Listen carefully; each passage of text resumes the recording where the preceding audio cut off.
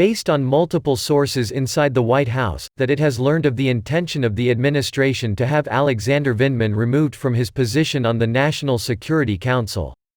If this plays out, it is not clear if he is being specifically targeted, if he is part of a larger plan to downsize the N.S.C. staff size, or if a sweep of disloyal members is in play.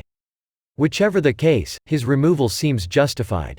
One of the bigger testimonies to come out of the House impeachment inquiry this past November was that of Vindman. Being the rare witnesses with intimate knowledge of the infamous Ukraine phone call from last summer, Vindman was expected to deliver the most damning witness account. It did not turn out that way. He confirmed the accuracy of the transcript of the call, something that had been contested as being contorted by the administration.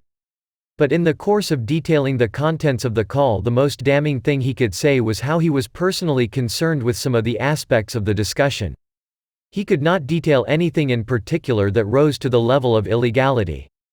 Though as he felt emboldened on the stand, Vindman may have implicated himself far more than damaged the president. His superior was Tim Morrison, the senior director for European Affairs, and Morrison expressed deep concerns about Vindman honoring the chain of command and being a source of leaks. This was something Vindman ended up confirming from his testimony.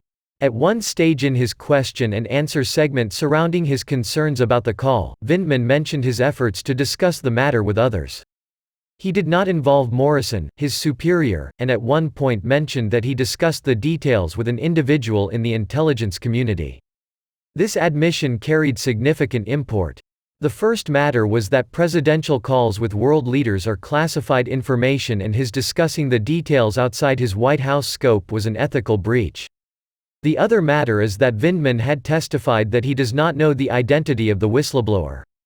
Yet when Devin Nunes asked who it was that Vindman had spoken with outside the White House, the question was shut down by Adam Schiff.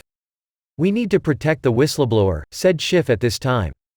This was a direct tip-off that Schiff does, in fact, know the whistleblower's identity, and probably Vindman as well, as he named one of the people he spoke with but was cagey enough to refer to anonymously, before Schiff's interjection. This means that perjury could be added to Vindman's other insurrections. It supports the narrative surrounding his name that he was an activist working against the president. It also would justify his removal from his post within the White House.